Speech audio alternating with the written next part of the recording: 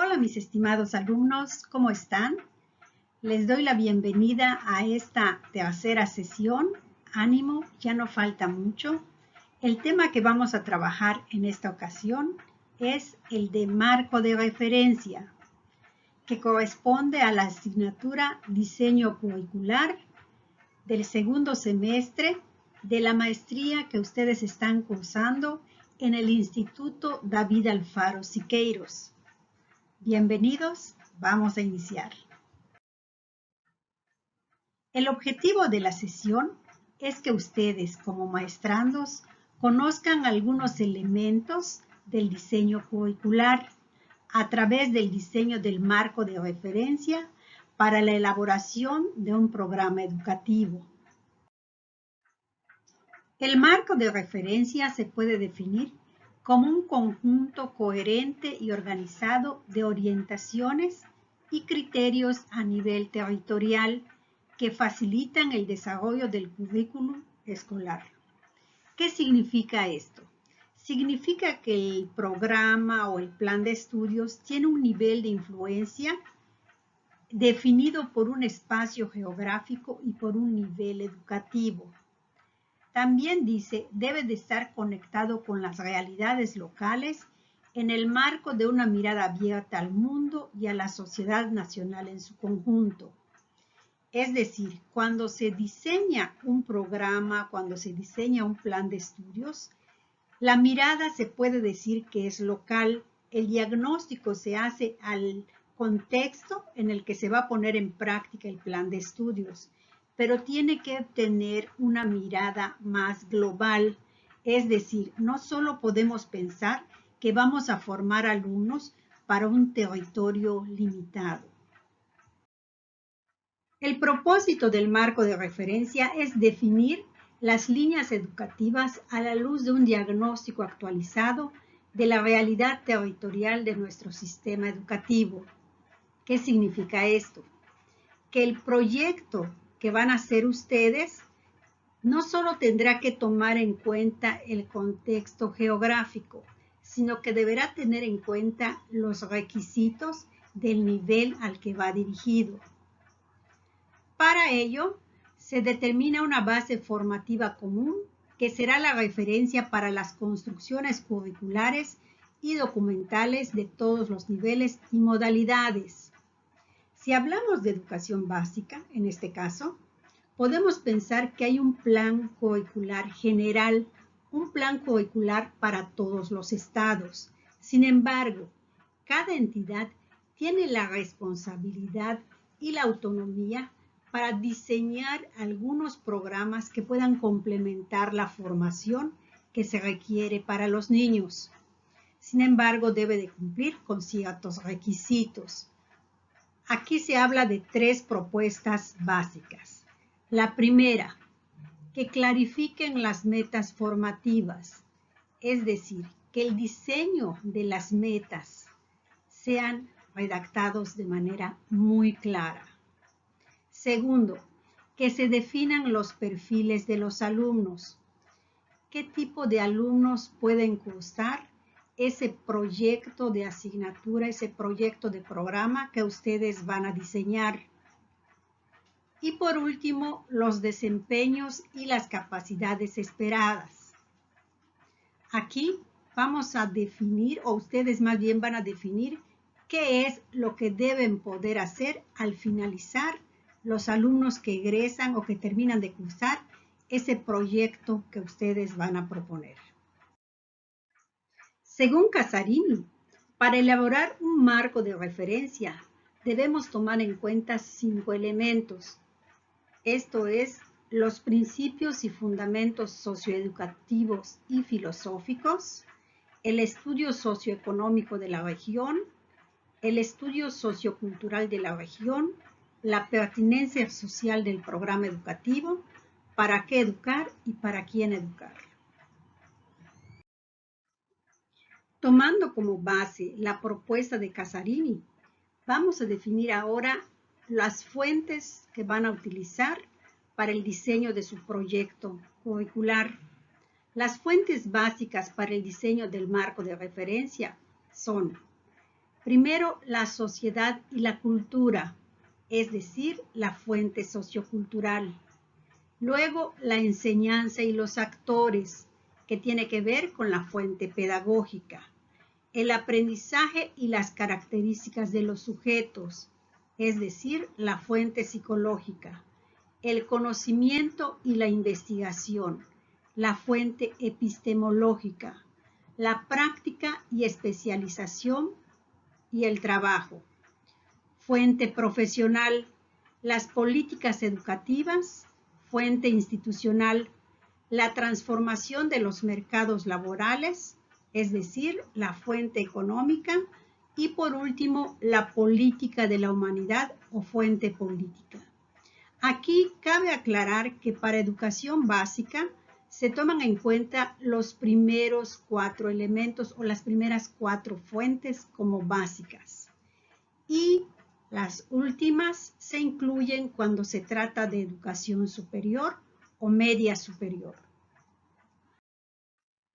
Para la primera fuente, la sociedad y la cultura o fuente sociocultural, el currículum se convierte en esa instancia mediadora entre las necesidades culturales y lo que ofrece la institución, porque tiene que atender los requerimientos sociales y culturales hacia la escuela, es decir, los conocimientos, valores, actitudes, procedimientos y destrezas que contribuyen a la socialización del alumno dentro de las pautas culturales de una comunidad.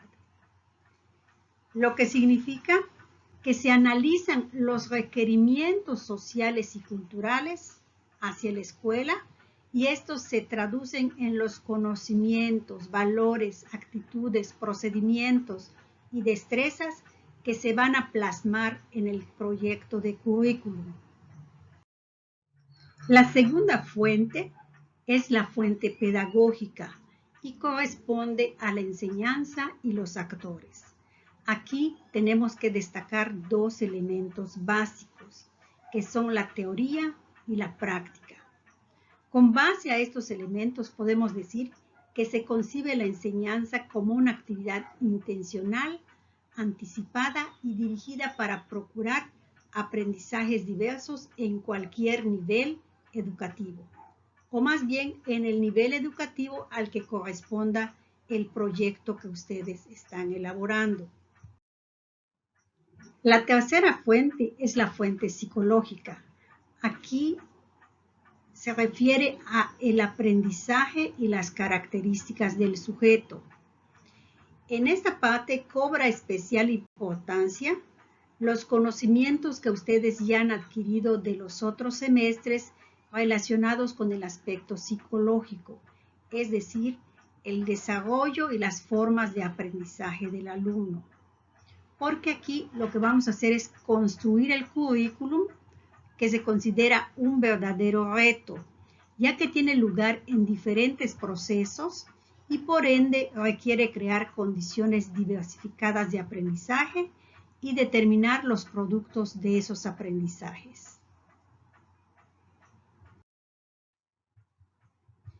La siguiente fuente es la fuente epistemológica y se refiere al conocimiento y la investigación. Aquí se debe definir de manera muy clara cuáles son los fines de la educación, cuáles son las metas, cuáles son los objetivos, cuáles son los contenidos que se relacionan con su proyecto curricular. Antes de continuar, conviene dejar en claro a qué nos referimos cuando hablamos de contenido. Contenido, según nos dice algunos autores, se refiere al conjunto de formas culturales y de saberes que forman parte de las relaciones sociales del contexto y que se introducen y permiten organizar las tareas pedagógicas del aula para construir y reconstruir el conocimiento del alumno. Es decir, el contenido es lo que va a dar esencia a los trabajos que vamos a hacer o las actividades o las tareas que vamos a marcar en nuestro proyecto curricular. Al seleccionar los contenidos, debemos tener muy en claro que no solo vamos a diseñar un proyecto para el mundo de hoy, tenemos que pensar en el mundo de mañana. En relación a eso, también tenemos que pensar en que las actividades deben de tener sentido, deben ser pertinentes y motivadoras, de tal forma que posibiliten un contenido, un aprendizaje para el futuro. Algunas características que deben de tener estos contenidos es que deben de ser útiles, con significado, adecuadas, que respondan a la globalización y a la interdisciplinariedad. Los tipos de contenido. Los contenidos que pueden incluir en su proyecto los podemos clasificar en 3 grandes grupos: el conceptual, procedimental y actitudinal. En el primer caso, el conceptual se refiere a hechos, conceptos o sistemas conceptuales, es decir, el saber para conocer. En el segundo caso, el procedimental se refiere a métodos, a técnicas, a procedimientos o estrategias. Aquí se refiere al saber hacer. Y por último, el actitudinal, que tiene que ver con los valores, las normas y las actitudes. Aquí se refiere al saber ser o convivir. A partir de aquí, se relaciona con la educación superior, o sea, si es para educación básica, no tenemos que tomar necesariamente en cuenta este quinto fundamento. Y se refiere a la práctica, especialización y el trabajo profesional. Lo define como el conjunto de actividades y quehaceres propios de un tipo particular de profesión que se ejerce con un determinado grado de complejidad en un determinado campo de la actividad humana y que constituye un trabajo de trascendencia social y económica. Aquí se hace referencia a los contenidos, a las competencias de una profesión específica. Vamos a considerar lo que llaman competencias profesionales y los contenidos que se derivan de esto. Es decir, si nuestro proyecto se enfoca a enfermería, son contenidos relacionados con el profesional para enfermería. Si nuestro proyecto se enfoca a la docencia, serán contenidos profesionales relacionados con la docencia. El perfil de egreso se relaciona con lo que los alumnos serán capaces de hacer al terminar el curso o el programa que ustedes van a diseñar. Aquí se define como una representación del sujeto que las instituciones buscan formar y sus modos de integración al ámbito social y académico. Se constituye en una fuente importante para la formulación del plan de estudios, porque contribuye a precisar los elementos de los marcos filosóficos, educativo y cultural de la formación. Entonces, en esta parte decidimos qué es lo que va a poder hacer el alumno cuando finalice el proyecto curricular que ustedes van a diseñar. La sexta fuente es la fuente institucional y se relaciona con las políticas educativas. Algo que tenemos que tener muy en claro en relación a esta fuente es que las decisiones más importantes vinculadas con el diseño y el desarrollo del currículum se relacionan con decisiones institucionales que rigen el desarrollo educativo, es decir, tienen que ver con la toma de decisiones por parte del Estado, por parte de la institución, por parte de las distintas instituciones o autoridades en los niveles que corresponden. Por eso se puede clasificar en 3 grandes grupos. El político, que tiene la función de ofrecer a la comunidad un servicio de calidad. El administrativo, que tiene la función de garantizar el buen uso de los recursos. Y el profesional, que tiene como función diseñar las actividades con un impacto en la calidad educativa. La séptima fuente, que es la fuente económica, se relaciona con la transformación del mercado laboral.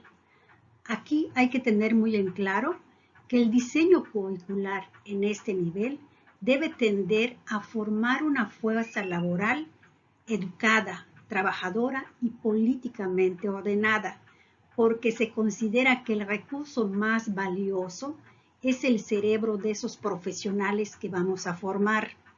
El reto es muy fuerte. Por eso hay que pensar en un egresado que pueda enfrentar tanto el mercado local como el mercado nacional, así como también el mercado global. La octava y última fuente es la fuente política, que tiene que ver con la política de la humanidad. Aquí lo que se analiza es la vinculación entre el Estado y el currículo.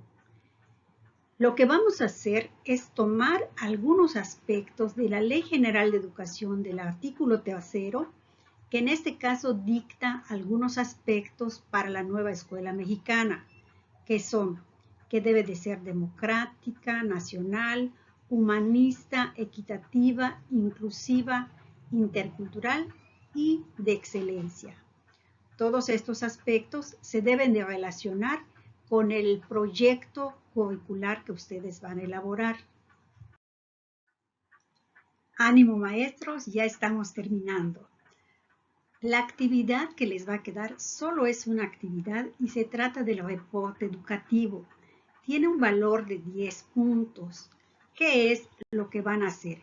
Van a diseñar los primeros elementos del programa educativo. Aquí les voy a dejar para que adelanten los 3 primeros puntos, es decir, la identificación de la situación problemática, las estrategias de análisis interno y externo, o sea, lo que es el diagnóstico, y la definición de perfiles. En la siguiente sesión continuaremos avanzando con este reporte educativo, pero esto es lo que van a entregar en esta primera parte. Y sin más que decir, me despido de ustedes. Cuídense mucho para que nos podamos ver muy pronto. Les mando un fuerte abrazo. Cuídense mucho.